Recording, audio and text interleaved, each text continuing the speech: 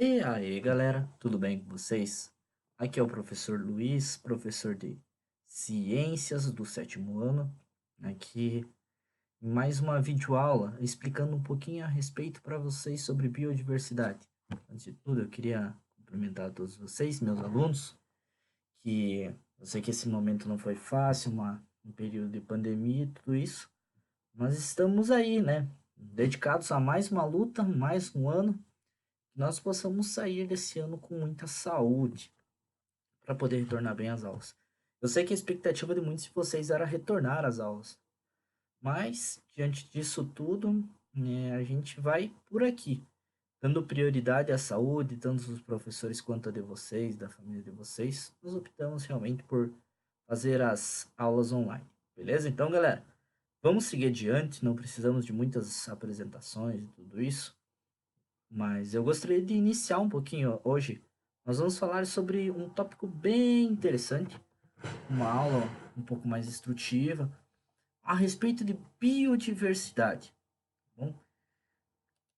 Então, nós vamos falar um pouco sobre biodiversidade. Afinal de contas, o que é a biodiversidade? Do que se trata esse assunto? Hoje em dia se fala muito nisso. Vou alterar aqui para ter um apontador, né? Afinal de contas, o que é biodiversidade? E por isso eu queria conversar com vocês um pouquinho a respeito disso. Começando apresentando essa imagem da biodiversidade, galera. Percebam como existem diferentes seres vivos, diferentes espécies, como vocês podem notar. Nós temos diferentes flores, plantas, nós temos diferentes. Aqui eu não tem nenhum insetinho para nós. Aqui não tem nenhum inseto. Tem sim a borboleta aqui embaixo. Nós temos aqui embaixo também a borboleta monarca. Nós temos diferentes espécies de animais, de plantas. Vocês podem notar que a biodiversidade consiste exatamente nisso. As diferentes espécies presentes numa determinada região ou uma determinada, vamos dizer assim, de uma determinada região ou propriamente do planeta. Então, biodiversidade é exatamente isso, a diversidade dos seres vivos existentes. Por isso vocês podem notar aqui que é muito bonito se notar existem diferentes seres vivos que nós temos lidado diante disso tudo. Afinal de contas, o que nós precisamos entender a respeito da biodiversidade? Antes de tudo, nós precisamos entender o que significa fazer uma classificação.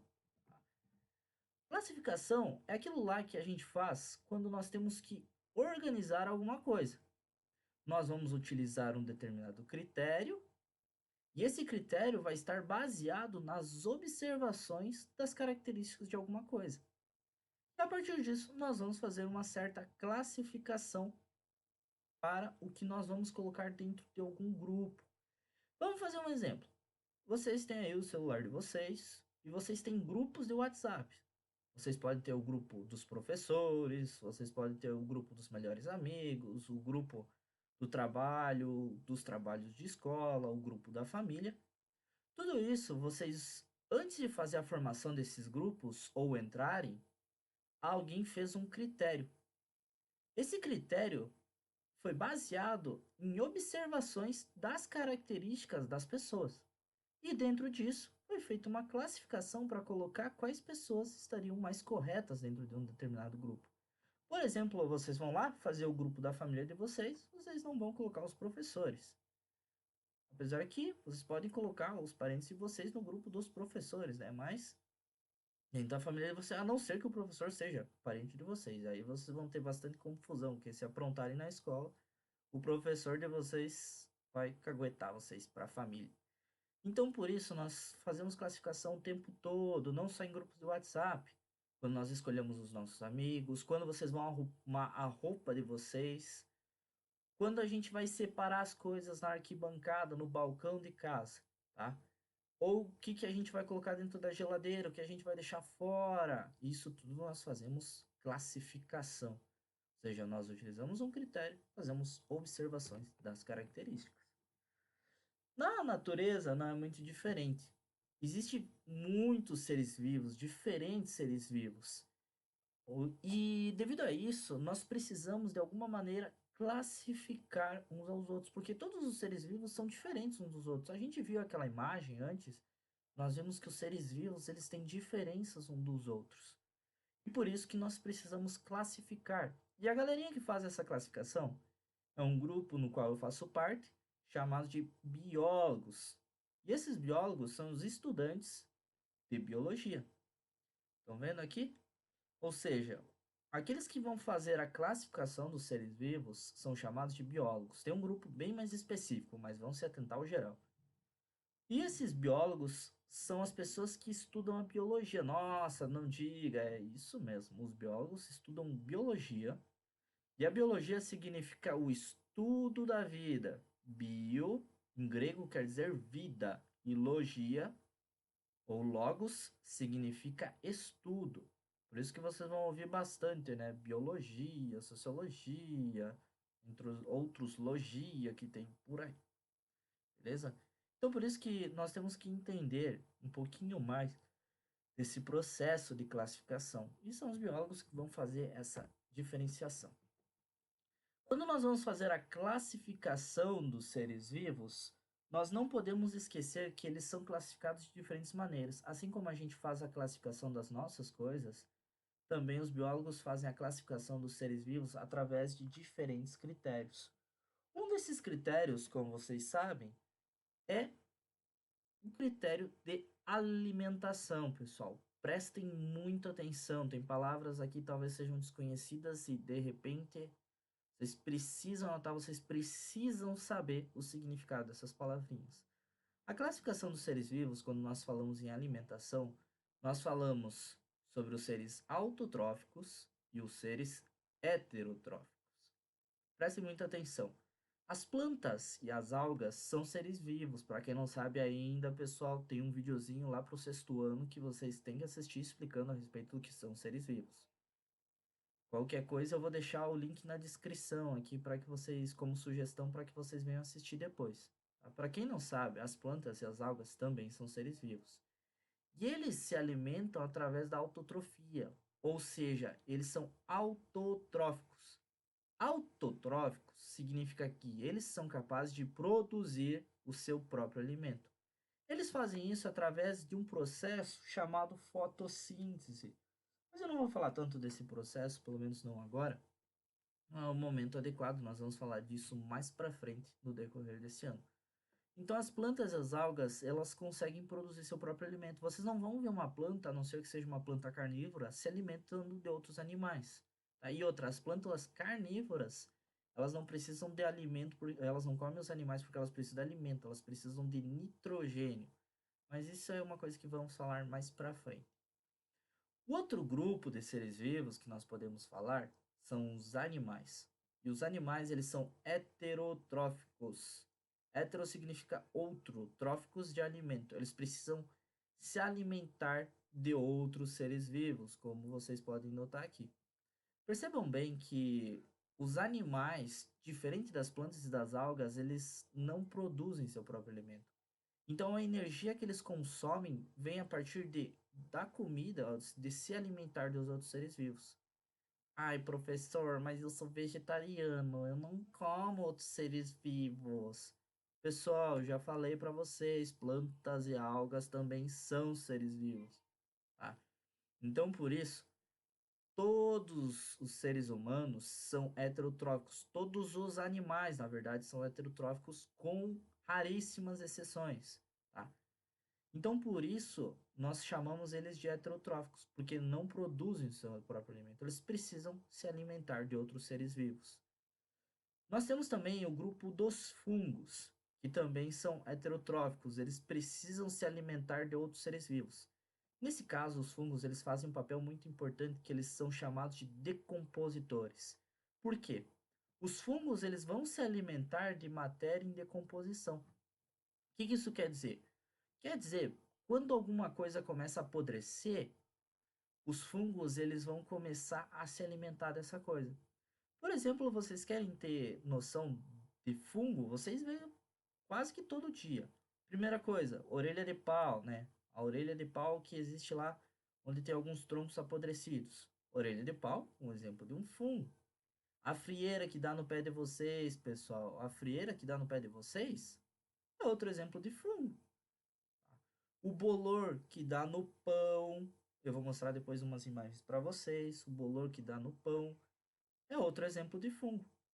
Os fungos, eles vão se alimentar da matéria em decomposição, e isso é muito importante, pessoal. Se não existissem os fungos, nós não teríamos a ciclagem dos nutrientes. O que significa a ciclagem? Ciclagem é bem simples, assim, a ciclagem dos nutrientes. É o que? Eles vão se alimentar, jogar novamente isso para o solo e as plantas vão consumir esses nutrientes. E as plantas vão consumir esses nutrientes, nós e outros animais vamos comer as plantas. E vamos recuperar parte desses nutrientes. Beleza? Então na natureza, pessoal, nada é jogado fora, tudo é reaproveitado dentro da natureza. Olha que legal, né? Que bonito. E eu quero mostrar para vocês aqui o crescimento dos fungos. Como eles realizam esse processo de crescimento, que é bem legal. Dê uma olhadinha nesse vídeo para que vocês possam entender como é feito esse processo. Gente, esse vídeo ele tem bastante tempo, tá? Não é feito do dia para noite. Olha onde ele está crescendo, no meio das folhas em decomposição.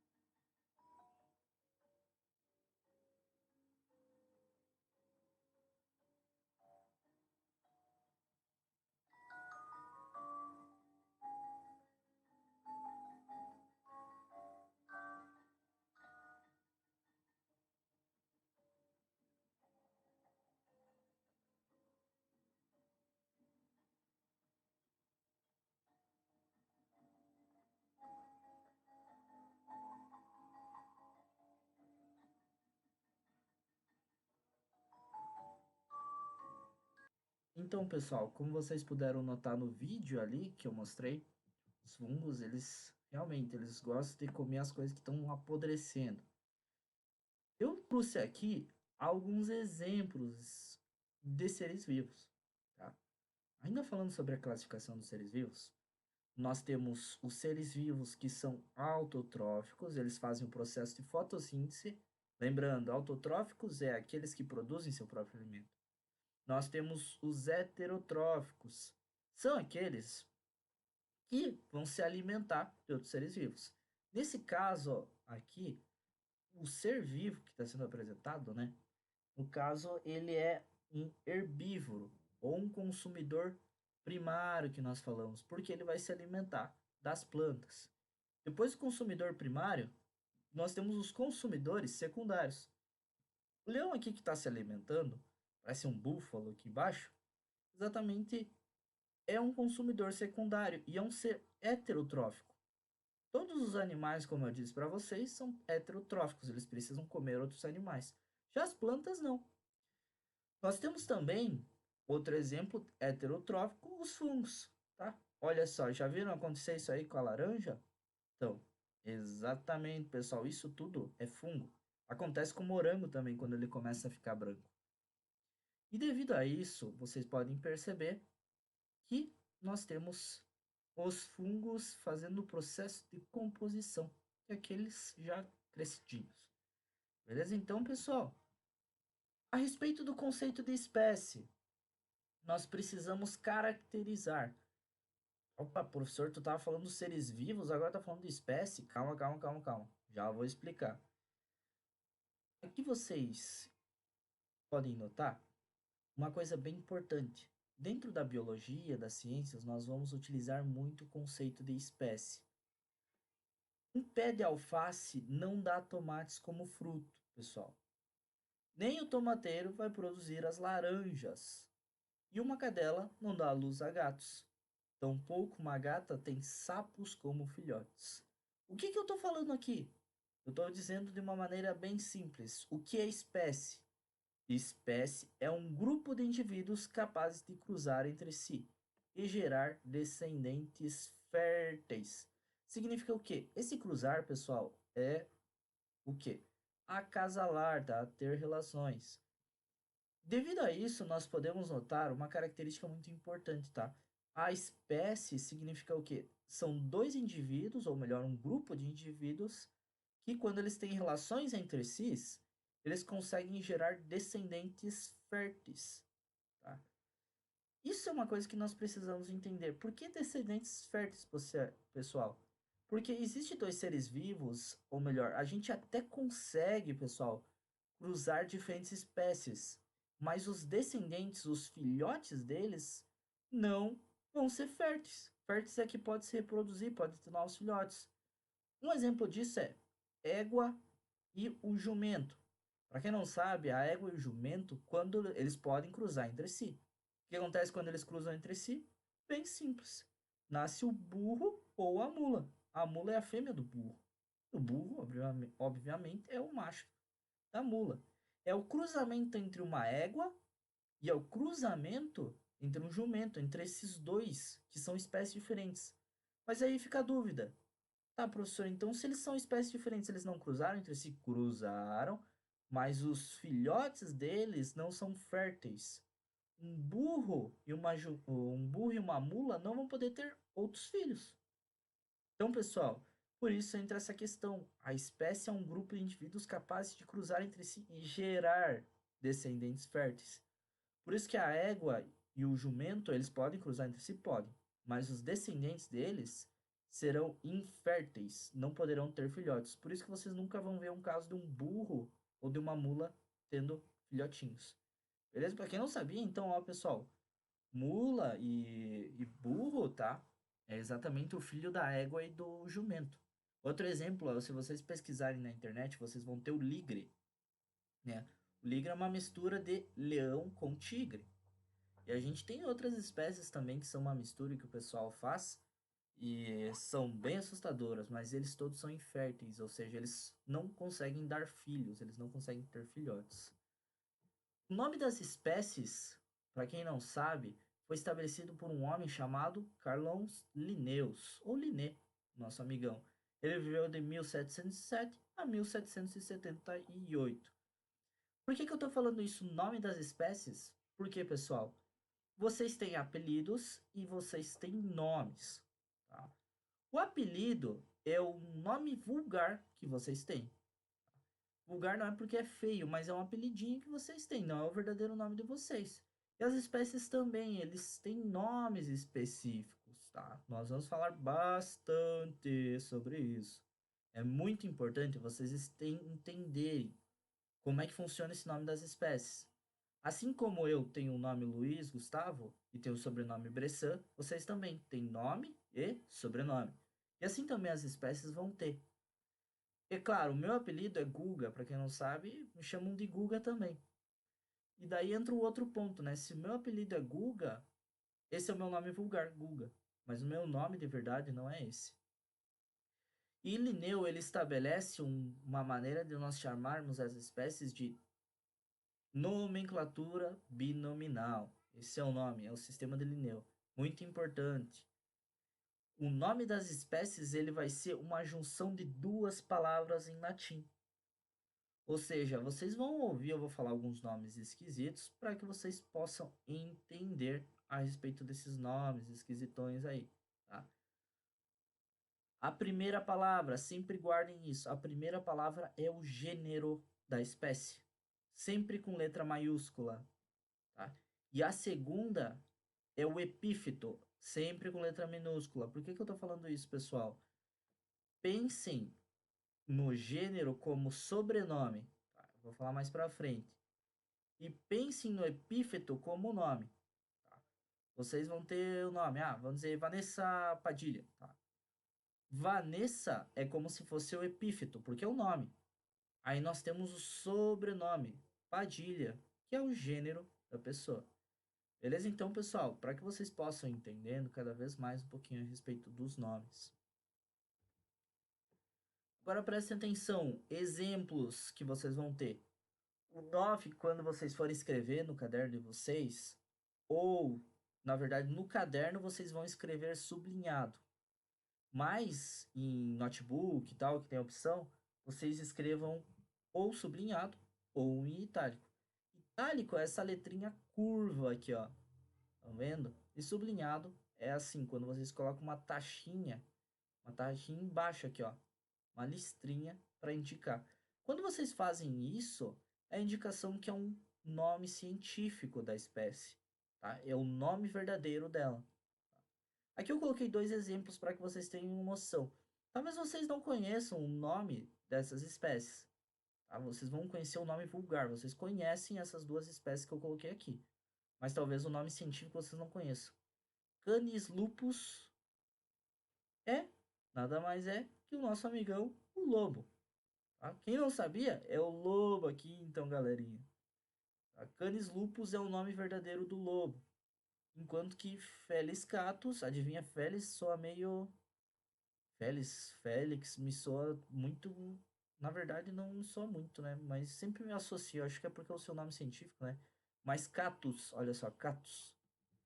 É exatamente o gato. Então vejam só aqui, ó, o Canis lupus. É o lobo, pessoal. O nome verdadeiro dele é esse Canis lupus. Enquanto que Felis catus é o nosso amigão, o gatinho. Olha só que lindinho, que coisa linda. Eu gosto muito mais de lobo e cachorro do que de gato, né?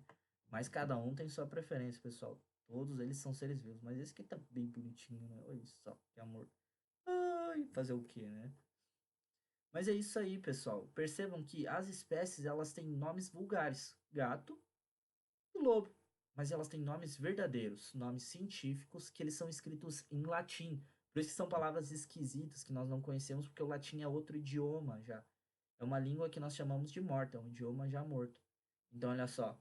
Lobos é canis lupus e nós temos o gato. Vamos falar um pouquinho a respeito do gênero, né? Que é o sobrenome das espécies.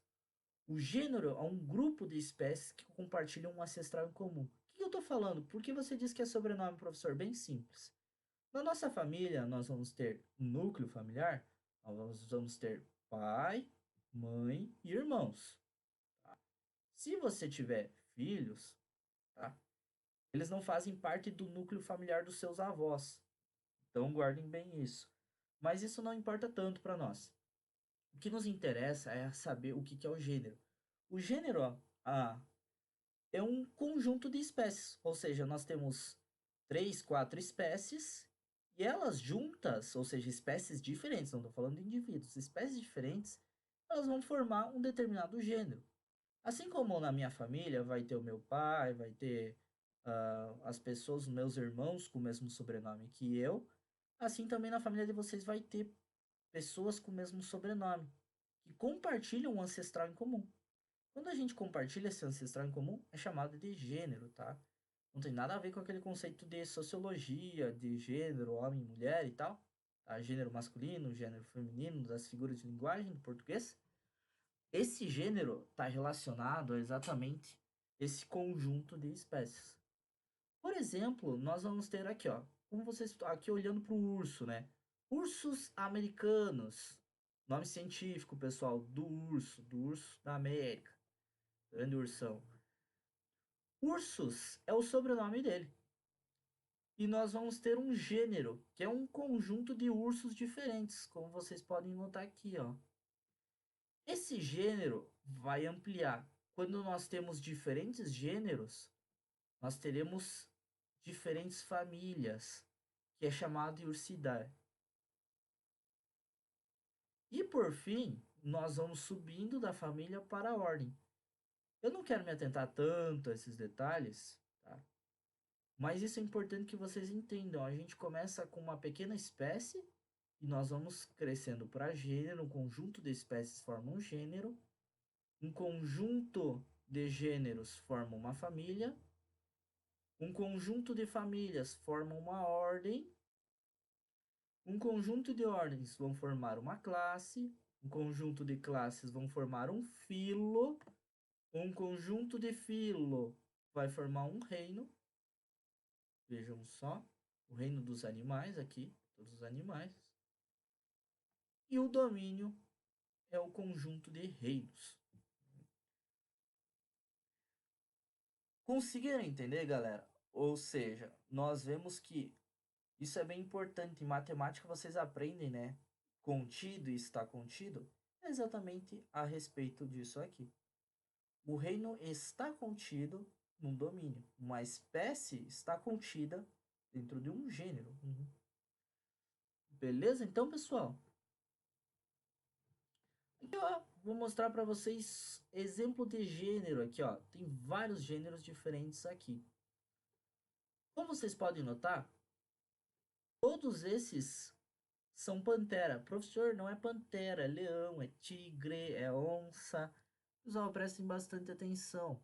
É pantera sim, porque o gênero delas é pantera, sempre letra maiúscula, ó. Gênero pantera. Nós temos diferentes panteras aqui, que é a pantera lio, né, a pantera tigris. Nós temos ainda algumas outras panteras que é a pantera onca, que é a pantera onça, essa aqui. E nós temos a pantera pardal. Agora eu esqueci, pessoal, me deu um branco. Mas essa para que vocês possam ter noção, eu acho que eu fiz as anotações aqui. É, eu não fiz as anotações.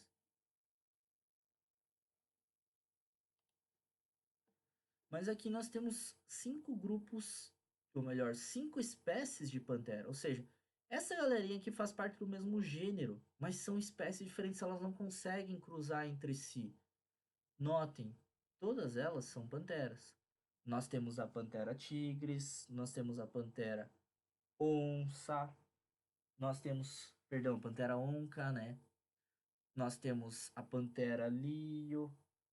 Então nós temos léo, perdão. Nós temos diferentes panteras, ou seja, um gênero aqui bem extenso, bem grandinho. É importante vocês aprenderem, ou seja, são espécies diferentes. Tu não vai ter um tigre cruzando com um leão e dando, eu falei do ligre, né? O ligre é infértil. Vocês não vão conseguir fazer esses cruzamentos. Vocês podem até gerar um filhote desses da junção dessas espécies diferentes. Mas esse filhote vai ficar nele mesmo e não vai ter outros filhotes para dar continuidade. Outro exemplo de gênero, pessoal, o gênero Canis, tá? Esse gênero vocês vão conhecer, que nós temos o Canis lupus, que é o lobo, acabei de falar. Nós temos o Canis lupus familiares, que também é o Canis familiares. Tem uma discussão, né, se o cachorro ele é uma subespécie do lobo, ainda bem grande, ou se ele realmente é outra espécie, tá?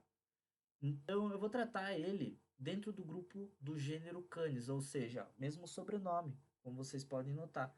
E aqui é o chacal. O chacal também faz parte desse grupo, perdão, é o coiote aqui, é um coiote. O coiote também vai fazer parte do grupo do Canis. Outro exemplo, quando se vocês conhecem essa frutinha aqui da nossa região, né? E essa também. Esse gênero aqui é o gênero Eugênia, tá? Eugênia, professor? É, Eugênia, mas isso aqui é pitanga, é Eugênia uniflora e Eugênia pluriflora.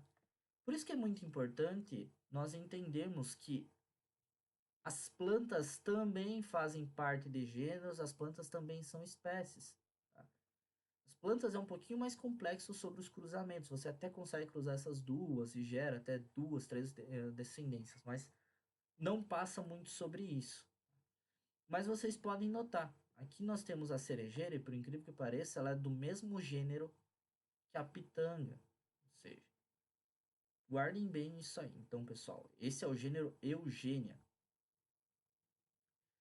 Uma coisa que nós precisamos entender a respeito aqui para que nós possamos encerrar a aula de hoje, para que eu não venha me estender muito, já me estendi bastante, na verdade, as diferenças individuais entre dentro de uma espécie. O que eu quero falar com isso? Pessoal, dentro de determinada espécie, os indivíduos são diferentes.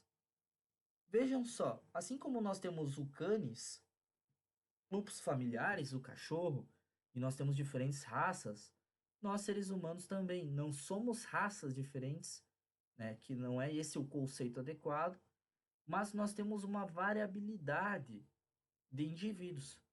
Mesmo que você tenha teu irmão, vocês não são parecidos, ou são parecidos, mas não são iguais, tá? Tem o pai e a mãe de vocês e vocês não são iguais ao pai e à mãe de vocês, tá? Vocês podem ser até mais parecidos com um do que com o outro, mas vocês são diferentes. E na turma de vocês também existe essa diferença. Por isso que é muito importante nós entendermos a respeito disso. Dentro das espécies existe sim diferença, uma variabilidade. E a biodiversidade, o conceito, anotem, guardem em algum lugar, deixem anotadinho bem, fixem esse conceito. Biodiversidade é a variedade de espécies de seres vivos que existem em nosso planeta, ou em uma região em particular. Olha que legal, né? Biodiversidade. Cara, isso aqui é fantástico. Vocês lembram da imagem lá do começo? É isso que a imagem quer dizer. Então, nós precisamos entender, pessoal, a respeito disso tudo que eu falei, tá? Dentro da biodiversidade, nós vamos ter todos os seres vivos têm a sua devida importância. Os decompositores, como eu falei para vocês, eles são muito importantes porque se não fosse por eles, imagine só, a maçã que vocês jogam do lado de fora que vira adubo, ela ia ficar lá para sempre se não tivesse decompositores, para sempre. Até, mas professor Mosca, Mosca é também um exemplo de decompositor, né? Ou seja, gente, imagine, não ia existir mais adubo, as fezes que vocês iam às vezes utilizar para adubo, elas iam ficar para sempre, tá? Ou seja, nós temos decompositores, seres vivos que consomem a matéria que está apodrecendo e jogam os nutrientes novamente para o solo. Nós temos também os seres que fazem fotossíntese, tá? As algas e as plantas. Para quem não sabe, a fotossíntese utiliza água, luz solar e gás carbônico. Gás carbônico, pessoal, nós não conseguimos respirar o gás carbônico. O que as plantas fazem? Sugam esse gás carbônico e quando eles respiram, né, elas liberam, eles vão liberar o oxigênio. E esse oxigênio é bom para nós, nós conseguimos utilizar esse oxigênio. Então vocês vejam só a importância das algas e das plantas. E por fim, os animais que são responsáveis também por esse equilíbrio intermediário entre todos esses grupos, tá? Os animais também têm a sua importância. Por exemplo, as aves. As aves vão comer as frutas das plantas e vão, devido a isso, quando elas vão mordendo, elas vão excretar, né? Fazer fezes, fazer um cocô. Quando elas fizerem isso, elas vão soltar a semente da planta em um determinado lugar. Ou seja, elas plantam também, são agricultoras, elas fazem plantações quando elas consomem. Outros seres vivos também realizam esse processo, tá, pessoal? Então, todos são muito importantes dentro disso. Por isso eu quero que cada um de vocês guardem, e por isso existe um conceito muito preocupante para nós, que é extinção.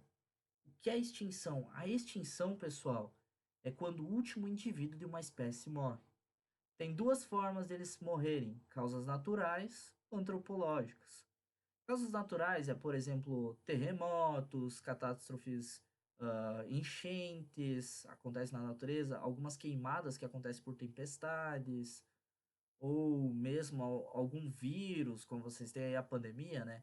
Vírus que atingiram uma certa população ali de espécies, causa extinção, são causas naturais. E as antropológicas, antropo significa homem, então são causas que foi o homem responsável. O homem ele é responsável pela extinção de diferentes espécies, pessoal. Por isso que é muito importante nós irmos guardando a respeito disso.